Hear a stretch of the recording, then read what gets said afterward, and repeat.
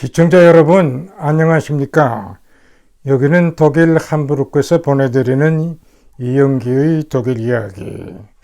오늘 제가 여러분께 발표하고 싶은 것은 6.25와 이승만의 반공 포로 석방에 관한 것입니다.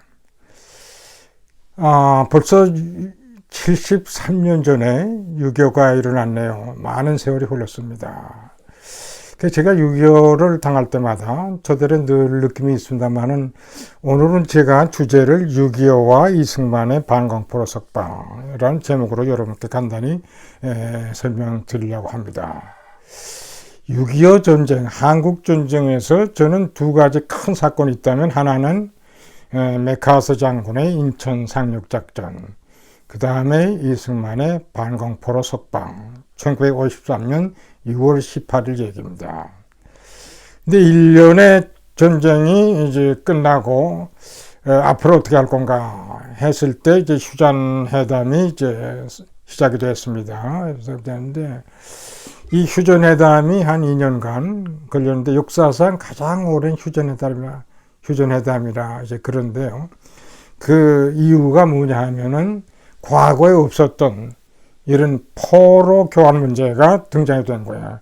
과거에는 그냥 전쟁이 있으면 그냥 포로 교환이 자연스럽게 되는데 이 한국 전쟁의 성격이 이제 그 이데올로기, 이 전쟁의 그런 성격을 갖고 있다 보니까 많은 포로들이 자기들은 돌아가지 않겠다. 중국으로도 돌아가지 않고 일본으로도 돌아가지 않겠다 해가지고 소위 반공 포로 문제가 생긴 겁니다. 근데 이것이 한 2년 동안 끌면서 이제 어려운 문제가 되다 보니까 어떤 마지막 단계에서 이제 해결책이 나왔냐면은 최종 결정을 인도라는 중립국에 맡겨서 이 사람 진짜 가고 싶으냐 안 가고 싶으냐를 결정하자. 이제 여기 합의를 이제 보았는데 이승만 대통령의 당시 입장에서 볼 때는 그때 인도는 중립국이고 굉장히 친서적인 그런 성향을 가졌던 인도예요.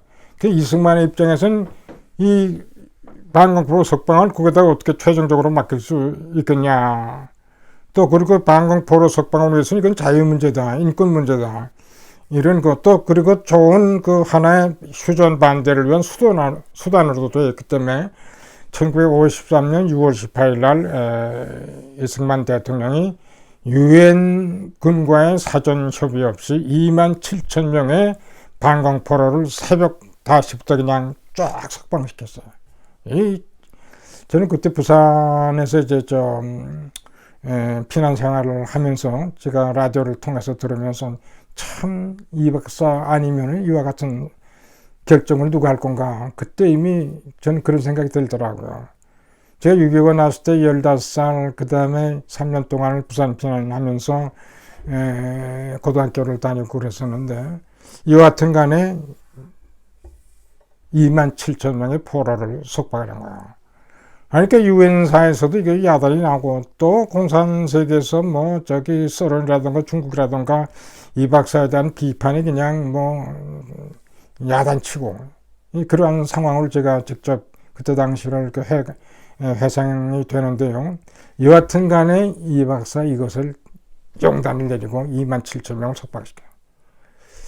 그래가지고 이제 미국 특사 로버슨이 와가지고 이 박사를 달리기 위해서 일주일 동안을 협상을 벌이면서 휴전에 좀 동감을 해달라고, 동의를 좀 해달라고. 이 박사가 그 사람과의 회담에서 뭐라고 얘기했냐면 내가 이걸 결정하는데 일주일 동안 내가 기도를 했습니다. 그러한 이 박사의 심중을 얘기를 하는 그런 에피소드가 있습니다. 여하튼 간에 이제 국제연합 단계에서 또 미국의 입장에서 세계 여론의 입장에서 휴전을 하지 않으면 안 되는 그런 상황으로 돌아가니까 이 박사의 경우도 이제는 어떻게 할 수 없다. 그 대신 미국과의 협상에서 무엇을 단단히 얻어내는 그런 효과를 받았죠. 그 중에 제일 큰 것이 한미동맹. 비록 우리가 휴전에 사인을 하지만 앞으로의 어떤 공격이 있더라도 우리와 같이 방어할 수 있는 그런 한국과 미국과의 동맹, 군사동맹 관계를 맺은 셈이 된 거죠. 앞으로도 이런 일이 있으면 우리는 꼭 같이 그래서 이 한미동맹을 엮었다는 것은 우리가 잘 알다시피 그 후에 우리나라가 안전 상태에 들어가게 되고 이것을 통해서 우리나라의 경제 부흥도 하게 되고 앞으로도 지금까지도 앞으로도 계속적으로 이 한미동맹을 토대로 했을 때 평화적인 통일도 가능하지 않나 또는 자유통일도 가능하지 않나 그런 것을 생각할 때 이 박사의 한국전쟁이 있어서 이때 그 외교라는 것은 그야말로 누구도 할 수 없는 그런 그 생각이 들더라고. 지금도 우리는 이 사건을 특히 젊은 세대들은 잘 알아야 되지 않나. 이 한미동맹 이런 그 관계로 이득을 본 측이 이제 독일인데요. 그때 당시 총리였던 아데나워가 유럽도 언제 어떻게 될지 모르기 때문에 굉장히 재무장 또 미국과의 관계를 굉장히 그 주장을 했었습니다. 근데 한국에서 이 한국전쟁을 경험으로 봐가지고 아데나워 입장에서는 좋은 그 하나의 기회가 돼가지고 미국과의 협상을 통해서 1955년 드디어 독일도 재무장을 하고 나토에 들어가는 나토 회원국이 되는 겁니다. 그러니까 안보 면에서 이제 안정이 되고 그러다 보니까 앞으로 통일 문제를 갖고 이제 논의하는데도 기본적으로 이제 안보가 뒷받침되면서 결과적으로는 그 독일 1990년 독일 통일할 때도 이 안보의 역할이 나토의 역할이 굉장히 큰 역할을 우리가 한다는 것을 볼 때 비록 우리가 독일처럼 저는 통일을 못했습니다만은 여전히 이 한미동맹이 앞으로 우리 통일을 위해서 굉장한 큰 역할을 앞으로도 계속 할 수 있지 않겠나 이런 생각을 하게 됩니다.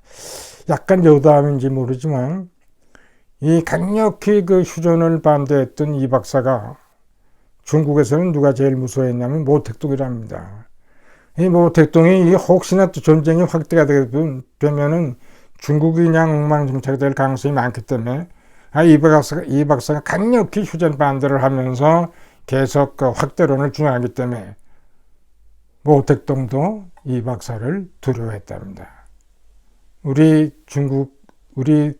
역사상 중국 사람이 우리나라 사람을 두려워한 인물이 있다면 저는 이 박사라고 봅니다. 모택동까지도 두려워한 인물이에요.